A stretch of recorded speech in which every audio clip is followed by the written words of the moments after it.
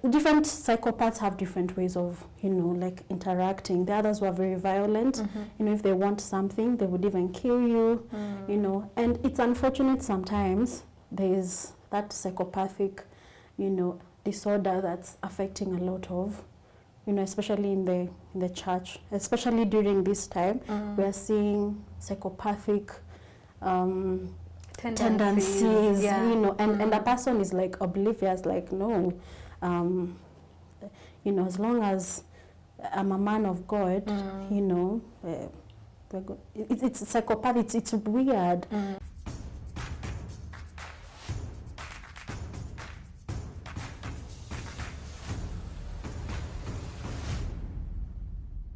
According to a research done by psychologist Tasha Eurix, 95% of people think that they are self-aware, but actually only 10 to 15% are aware of themselves. And today in this show, Minding Your Mind, we are going to tackle emotional intelligence. My name is Kate Rero, an enthusiast of matters brain and the human body, and I am joined by our resident guests. Doctor, kindly introduce yourself. Hello everyone, my name is therapist Joy Eve, and I'm glad to be here again. Thank you. Wow, karibu sana daktari. Yeah. Yes, so today we shall be discussing about emotional intelligence. Okay, yeah. And a lot has been happening, as we've been seeing on the news, kuna watu wanapendana, and then they murder their partners, or they inflict the harm on themselves. Wengine ni like in the churches, what has been happening in the churches. And if you ask many people who are in that situation, like, you can't tell them anything because they think actually they know what they're doing, and they know themselves. They are aware of what, circumstances they are in, and according to their perspective, it's a healthy perspective. It's, it's right, and they're right in how they are feeling. So today I'd like us to address emotional intelligence. Right. So to start us off, kindly tell us what emotional intelligence is. All right, so thank you, Kate, for that brief. So emotional intelligence is really the ability to be able to understand your emotions, and also the emotions of other people, and also being able to manage, regulate, and, in such a way that you'll be able to live a more effective life, and be able to interact better with people around you. So basically that's emotional intelligence, really. And how does a person know that they are emotionally intelligent? Because I'm sure if you ask me, I'll tell you I'm emotionally intelligent. So there is a difference between intelligence quotient, the book smarts and whatever's, and emotional intelligence. So what is emotional intelligence, and how different is it from IQ? All right, so so emotional intelligence, as it's well described, emotional, there's that part of emotional and then intelligence. So it's pretty much that aspect of being able to it's that part of your emotions where you are actually able to be self-aware, of what's actually happening within you. So as it's well described, there's that aspect of emotional where it's that part of yourself where emotions are involved, and basically, part of your soul where the mind is involved. And then that part of intelligence is being able to regulate everything within, and also apply your emotions in the different aspects of your life. So intelligent quotient is really the percentage of your ability to, also integrate things in life, understand different situations. There are people who have high intelligent quotient, meaning the ability to understand things is very quicker, but there are others who actually take some time. So you can gauge depending on how you actually take in a situation, and how you are able to grasp things. So you have emotional intelligence when you are you are conscious about, you know, how your emotions are you know, are flowing in different situations. So if your emotions are not flowing in a way that you have an effective life, then that actually questions. The thing is, it's not necessarily how you feel or how you judge yourself, it's the fruits that you have. So you can tell me that you're emotionally intelligent, but the things that we see are not necessarily aligning with what you're saying. So if there are murders, whenever like we look at your life, like for example with what we are seeing, there are people who are dying, you know, your relationships are not okay, you're angry, you're constantly angry, you're not conscious about how you talk.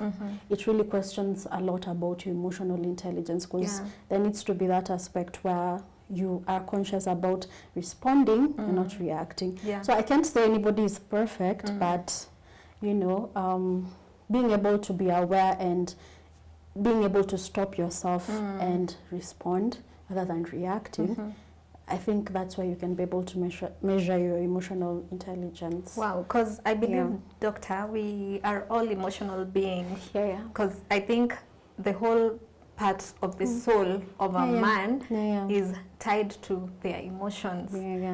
So how do I get to a place where I just don't react, as you said, to a place where I'm internalizing information and instead of reacting, because if you leave me, my first reaction is maybe to, you know, to manipulate you, to come back to me, or, you know, if you shout at me, my first reaction would be to shout back. So how do I get to a point where I can now respond instead of reacting? All right, I think it's basically, I think the same thing we spoke about, identity and being able to know yourself and able to understand who you are and understand how situations should be handled, per se.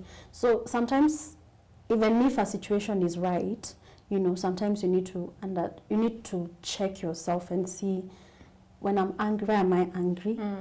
Really, is there a different way to honestly handle a situation? So when you realize you are responding to a particular situation in anger that escalates to fights or, you know, a worse situation, then beyond just looking at this, you know, leaving the rightness of the issue that's happening, being able to look at yourself and, like, why am I angry? Why am I upset? Why am I bitter?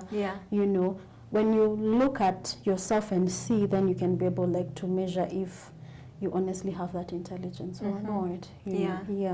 Wow. And according to the stories that we've been seeing, the latest about, you know, churches and how they take advantage of their followers, the higher number of the victims are women. And people have been asking, why women? What's the problem? Why are women so quick to be, you know, taken advantage of?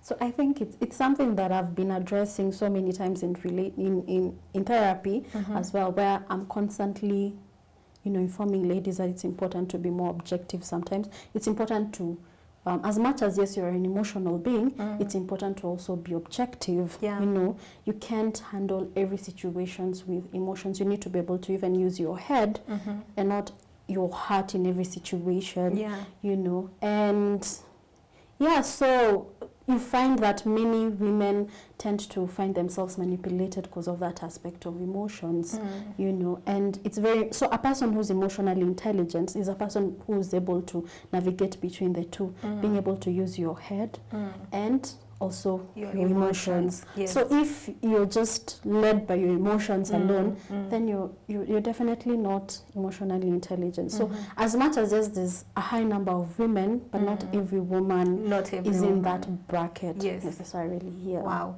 And speaking about emotions and being led by emotions, there are these other group of people wenye wanasemanga mimi sinanga emotions. How about them? Okay, the real thing is that everybody has emotions. But I think there are some people who deliberately tend to block that out because either they were hurt or they're going through, they find themselves overly sensitive. So because they're overly sensitive, they find themselves every time they want to feel, it ends up hurting other people or end up hurting them. So they tend to be unconscious about that aspect of their lives. So even if they feel, they tend to numb that aspect of their lives to reduce the amount of hurt that they're actually experiencing. So it's not that they don't have emotions, but most of the times if you check, there's a history of somebody who has been hurt before. So it's not, so it's a way of defense, you know, and a person, okay, that's also like a lack of emotional intelligence because you're not addressing how you're feeling as well, so that you can come to a place of balance as well, you know. Wow. And what are some of the characteristics of emotionally intelligent people? All right, so I think it's a person who's actually self-aware, you know, and a person who's knowledgeable as well. So you need to be able to constantly learn about better ways of handling situations, so that now you can be more emotional, you can be aware of how you're responding, you know. So a person who, even if they may react, tends to sit back and analyze how, even if yes, the situation was, you know, I was the one who was at the right, so how did I respond to it? Would I have responded in a better way, or reacted in a better way, you know? And just being able to pinpoint how they feel, you know, like if you ask somebody even in therapy, how do you feel? They can label the emotions, you know, and so that now when we are working towards helping them become more balanced, more peaceful, more better, they can be able to realize, okay, I'm starting to feel this way, I think maybe I should step back, you know, and maybe not engage, maybe give it some time, so that now I can be in a position to address this thing in a better way. Wow. You know? And I understand that apart from, you know, being just aware of your own emotions, according to the definition you gave earlier, it also has to do with the people around you. Being aware of the emotions of the people around you. So how would an emotionally intelligent person portray or stand out from other people? What are some of the things you might look out and say they have character A, B, C, D, and so I think they're emotionally intelligent, and I can elevate them maybe to a leadership position. So a person who is emotionally intelligent within other individuals is a person who is not necessarily influenced by negative, you know, negative influence from other people who may not necessarily have that. They are able to interact in a more, let me say, in a good way, in such a way that people are able to understand each other. There is flow, you know, a person who, even if they're in a place where they disagree, by the end of the day, this person is able like to handle the issue, and you can see this person is actually really, the thing is really the fruits of, you know, of how they actually interact with people, you know. So if you see like the fruits are actually nice, and this is a person who is not even pretending, but you know, he's interacting well, then you know that this is actually an emotionally intelligent person. And is emotional intelligence taught, or is it genetic? It's taught. It's taught definitely, because the people who are psychopaths, the people who are narcissists, the people who are all these things, they've actually been taught. You know, they've been exposed to a particular environment that has made them that way. They have been conditioned to actually be that way. But sometimes, in some studies, they've said that sometimes you may inherit, you know, some disorders like depression and everything that can actually make you unstable when it comes to your emotional intelligence, you know.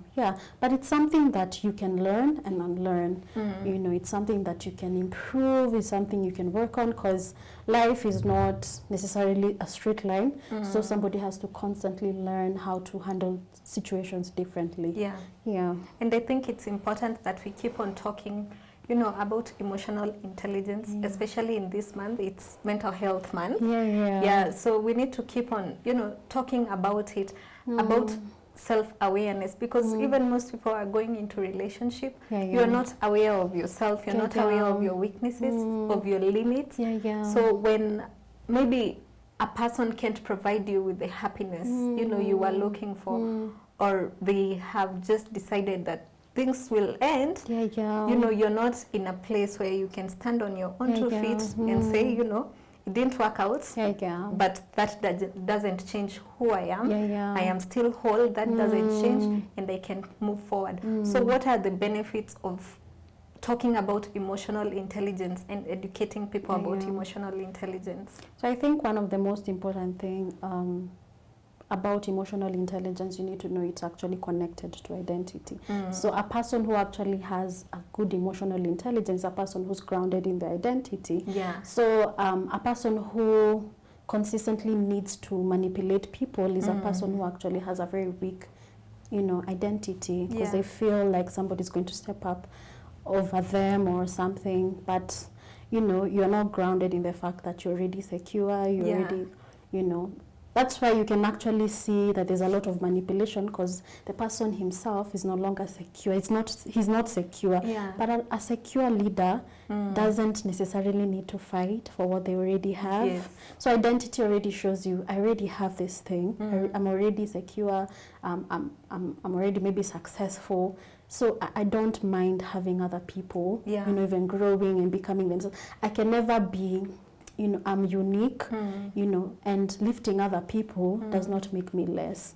And that's why you reach a place where you see somebody's constantly putting people down, because you feel like, you know, there's one position that all of you are fighting, you know. So emotional intelligence connects so much with identity. So if we can talk about emotional intelligence, we can help people be able to find a strong identity. And your life is as strong as your identity. Your life is as fruitful as your identity.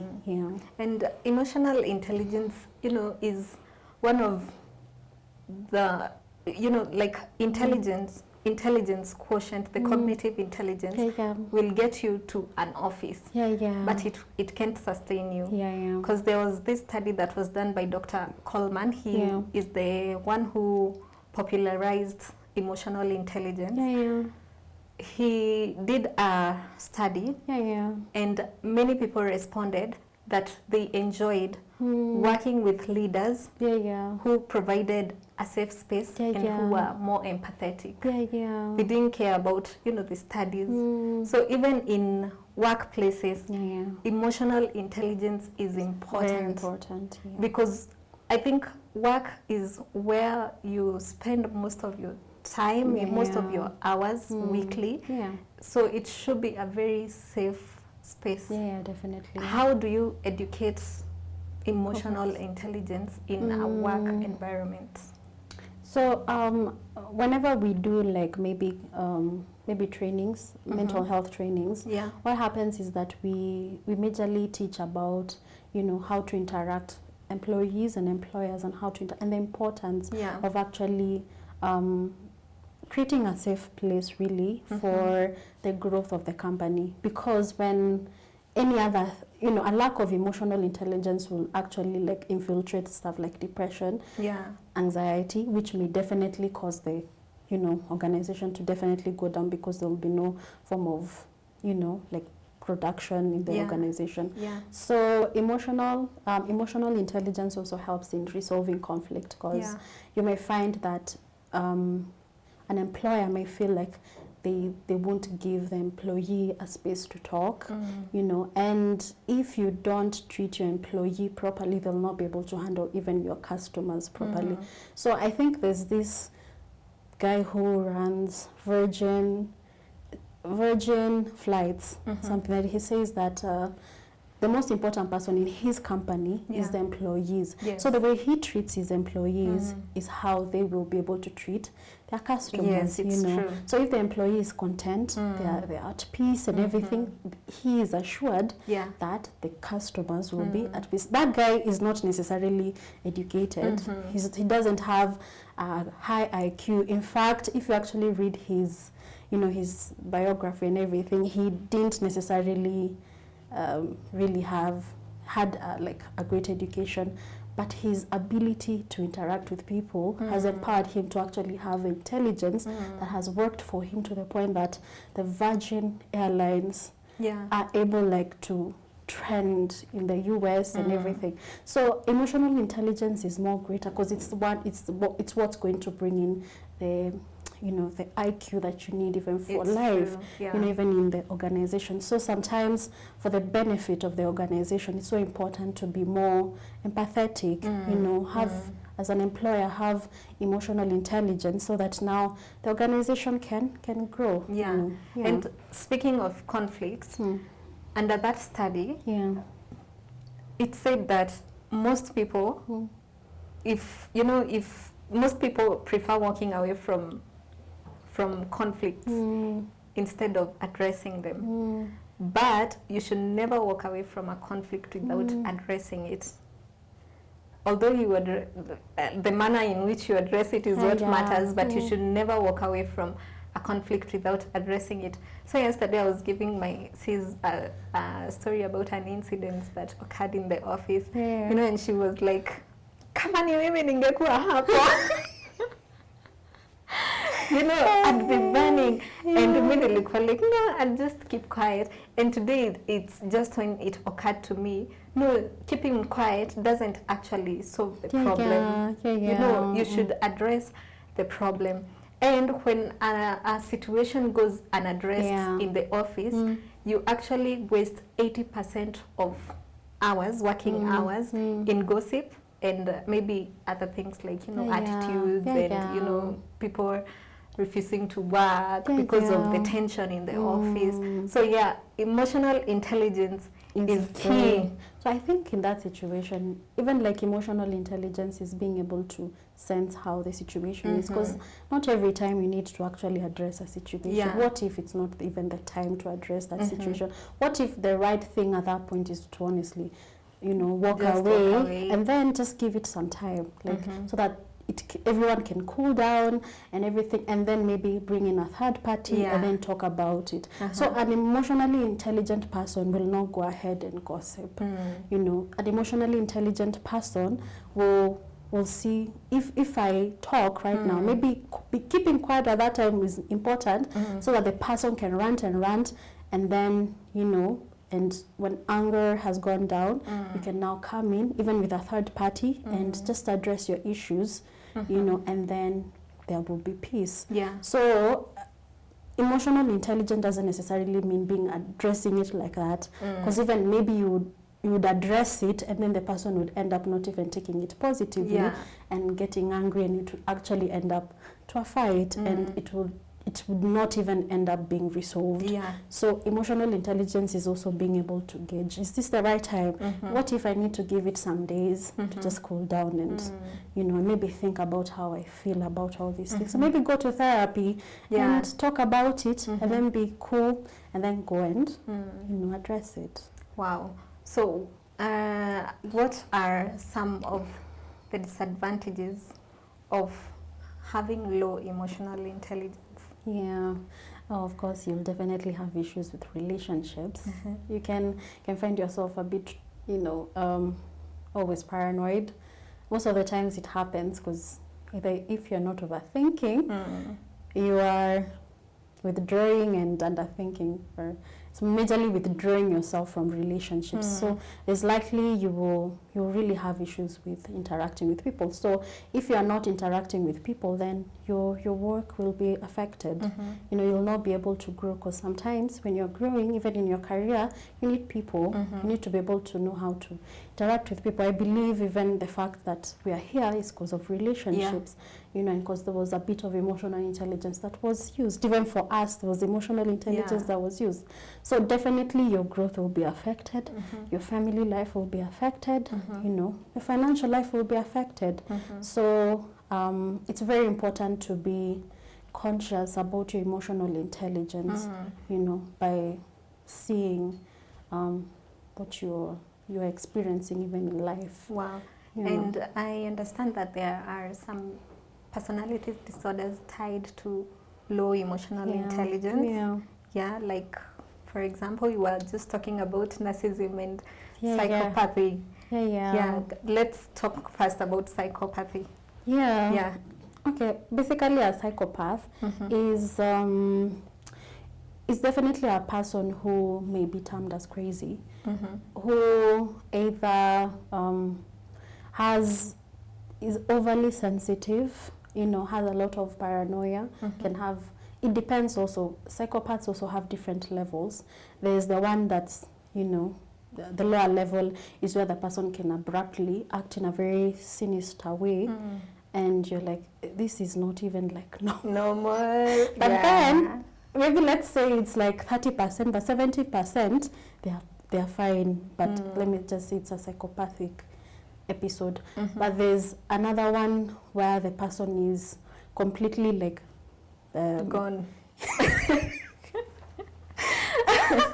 Yeah, like people who you may find they even like you know, like following somebody, stalking somebody because they believe like, you know, like maybe this person is their husband or wife, or maybe they like them, they want to know, you know, like other than, you know, like just approaching somebody person properly, they use, you know, other means that are really, you know, that are really not.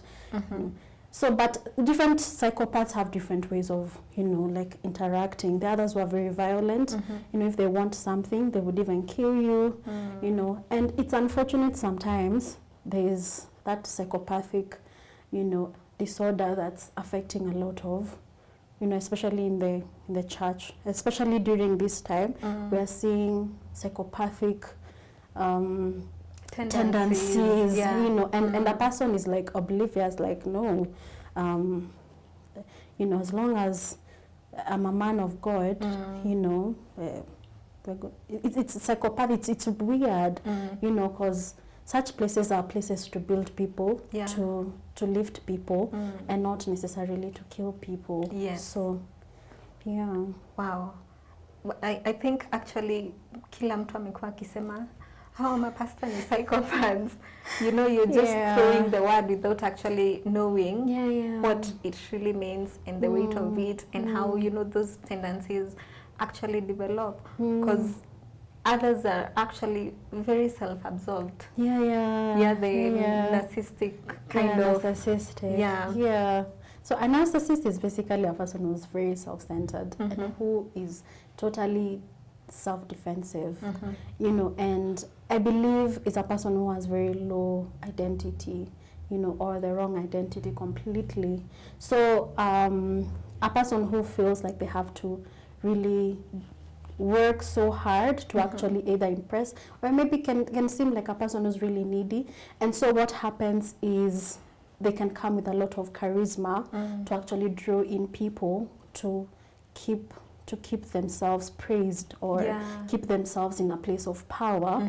And majorly that aspect is really an identity problem completely, because they feel like they need people to do that. So when you try to live from their space, or when you try to lift, they'll definitely have a problem with you, and they may actually do different things. So the narcissist who may use other people to hurt you, the others will actually go ahead and actually hurt you. The others will actually go extreme and can even kill, depending on the person's power or, you know, exposure. And I believe like those narcissistic people are highly manipulative. Definitely. And they use their charm and charisma to, you know, engulf you to a point that you are unable to live. Definitely. So most of the time we'll be like, kwa nini hawa watu hawakuwa wanatoka? Or even in a relationship, someone would be asking, like, why are you not leaving? And they're not aware the guilt, you know, that is imparted on you. Like, ukiniwacha mimi najua. I was reading a story about a certain lady who was dating this guy. She tried to leave so many times, but she couldn't, because the guy kept on threatening her. Like, if you go, I will kill myself. If you go, I will kill myself. And then she would catch him doing, you know, like cheating and, you know, doing things with other people outside. And then, you know, angesema, ati unajua, I'm doing this because this was done to me, you know, using his past trauma to justify his behavior. And eventually, he took a gun it was in the US. He took a gun and put bullets, and then he shot himself. But luckily, they were not bullets. I think zilikuwa some things that resembled a bullet. They were not bullets. And that's how she left. She called 911, and then she left. She had written a long script. I think she also has books. So sometimes you'd ask the victims, like, why are you not leaving? But it's not their fault that they're not leaving. Even in those churches, I told you the other time, I was in a church that was like cult-like, and everyone else around me would be like, hey, by the way, that church is not healthy. By the way, that church, you're being brainwashed. But I'm like, no, watu wa ile kanisa ni wao wako brainwashed. Sisi kanisa yetu, like, the word is upright, like, hakuna any sort of brainwashing. Actually, I think sisi ndio kanisa yetu, the true church, you know. So you can never blame anyone for being in that situation. They need first to be taught. At least when you unasema, it all comes na hiyo knowledge. You know, you have to hear it from somewhere. Especially if unaona wamama wengi ni elderly. So unless they are taught or they hear it from someone, you can't blame them blame them for whatever was done to them. That's true. That's true. There was this other lady who was murdered, and the guy first stalked her. You see, that guy who murdered that lady, the psychopathic tendencies, the ones that we're talking about, your lack of, I don't know, need a lack of course, emotional intelligence, lack of empathy. You're not putting yourself in the shoes of the family members or huyo msichana mwenye naenda kuua. It's just about me and just about how I feel and what I want. Yes, so these are some of the things zenye zinaletangwa na lack of emotional intelligence. That's true. Yeah, and it's very important whenever you're in such a space. You know, the only way to honestly sometimes know if you're in a good place or not is being able to analyze how you feel about everything. If there's a form of fear, just no, it's not a place you should be. Two, if you look at your life and you realize, my goodness, I'm not moving forward, I'm constantly afraid, I'm not able to actualize to become all I feel like I should be, you know. So if you realize you're not moving forward, your relationship with other people, you're constantly judgmental, and you're also very much self-absorbed and self-conscious, you know, other than actually, you shouldn't be so self-conscious. I think sometimes it's just good to always like look to hope sometimes, because sometimes we can actually fail ourselves. And so you should, every time you're self-absorbed, you'll find yourself honestly doing some things you never thought that you could. And there's a likelihood that sometimes, you know, in spaces where you're constantly taught, you are like this, you are like this, you are like this, it reaches a point where your emotions cannot take it, because you're told a lot of negativity until you're like, maybe there's something wrong with me, and then you don't even care about your emotions because you're the problem. So you need to be in a place where you're constantly encouraged and told, you know, maybe there's a process of actually like growing and becoming better. You are created a beautiful picture of how a beautiful identity should be, and then move towards it, and it's one step at a time, you know, so that you can come out from that mindset of focusing on your weaknesses, on everything wrong you're doing or not doing. Otherwise, without hope, without living, the reason why people actually go to churches and everything is because they're looking for hope. For hope, it's true. They're looking for hope because there's a lot of hopelessness out here. So if there's no hope, then it becomes, and then you're self-occupied, then it's a wrong place to be. Wow. And I think also the lack of emotional intelligence is what causes dependency in relationships. Because you have put your whole life, you have laid it on another person's hands. You know, like when they leave, they strip you of your identity, they strip you of who you are. There's this lady who murdered the kid because the father left. I mean, is it lack of emotional intelligence or other things underlying? It's still emotional intelligence, but majorly identity. Yeah, because you're finding your identity in somebody else, other than finding your identity, you know, you're trying to get your worth from somebody else, other than actually getting your worth from who you really are, and knowing that, you know, you're precious, you're wonderful, you know, there's hope, you know. Other than focusing on the right thing, you tend to look to somebody else who may not necessarily be able to necessarily sustain. I normally tell clients, your heart is too big.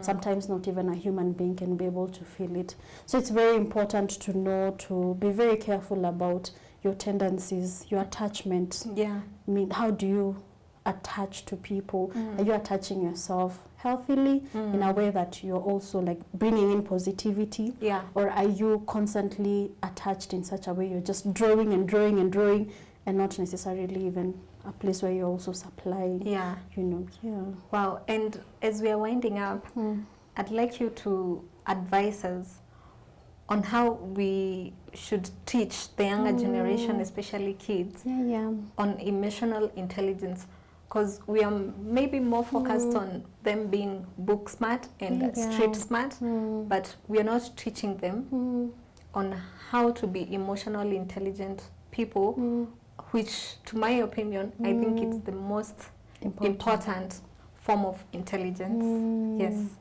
Yeah. So I think maybe this goes to parents or guardians. So it's very important to you know, to help your kids grow their emotional intelligence by giving them a proper identity of who they are.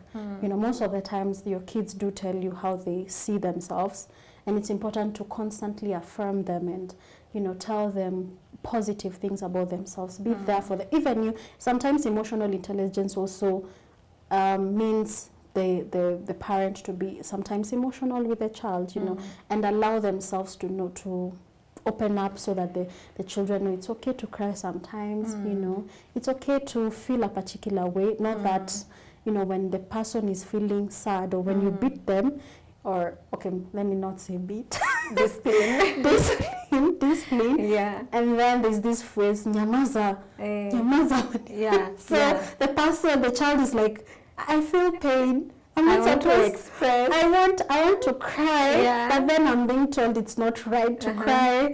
No, it's okay. Let them cry, give them time, and then bring them back and let them know that, you know, you're not the problem. I'm just the issue. It's the behavior I'm dealing with, but you are not the one who's the problem. Because sometimes some kids can misinterpret the discipline for their identity. So it's so important for consistent, you know, affirmation that you're a good person, you know, but sometimes you do some things that I need to address through discipline, but it's not that you're the problem, it's the issue. So that now they don't be conscious that I'm the problem, and then all of a sudden the emotions are all over and it's all scattered, you know. Wow. How about if the kids, you know, think that the world revolves just around them? You know, how do you train them to know you should consider this person has feelings?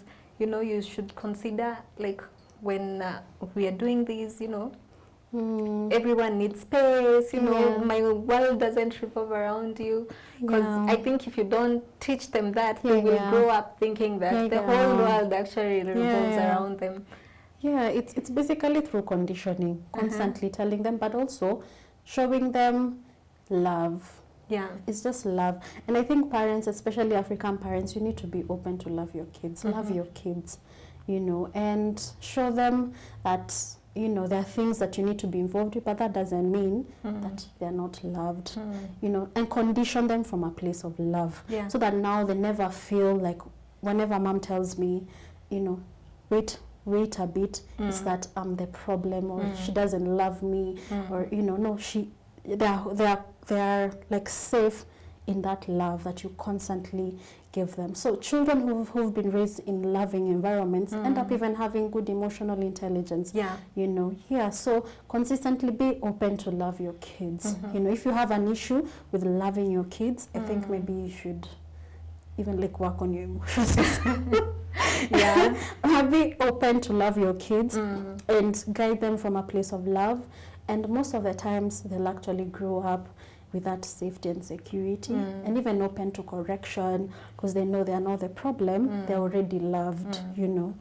Yeah. Wow. So as we are closing, I'd like you to close with this. Tell us how emotional intelligence promotes good mental health. So a good emotional intelligence, which honestly comes also from a good identity, can help you and, you know, prepare you to be able to have better interactions. And so if you have good interactions, you'll definitely not have, you know, tendencies to be depressed, because you will know how to manage conflicts. You will know how to, you know, interact with people in a way, to be with the right influence, right people.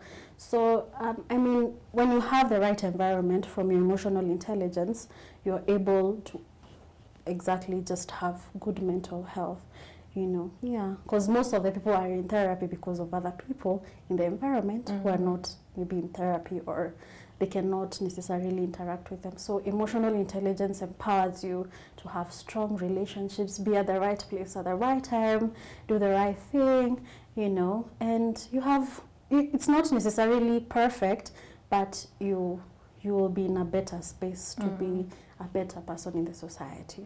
Our counseling firm and M&M Foundation have joined together to be able to assist all people who feel like they're in a position where they maybe found yourself maybe in what we're already discussing.